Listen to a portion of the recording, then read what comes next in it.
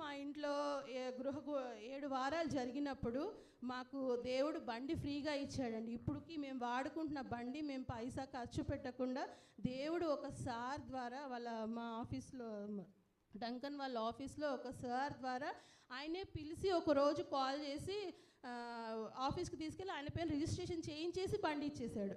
నేను ఆల్రెడీ సాక్ష్యం కూడా మీకు చెప్పాను. సో దేవుడు ఆ గొప్ప కార్యం అప్పుడు చేశాడు. తర్వాత ఒకసారి 3 వీక్స్ పెట్టుకున్నాం, అంటే ఇయర్ అయిపోతుంది. అప్పుడు 7 వీక్స్కి టైం లేక అంకుల్ 3 వీక్స్ చేశారు అందరి ఇంట్లో. ఆ టైంలో ఏంటంటే నాకు అప్పుడు గాల్ బ్లాడర్లో స్టోన్స్ ఉన్నాయి, గాల్ బ్లాడర్ తీసేయాలని చెప్పేసి అన్నారు.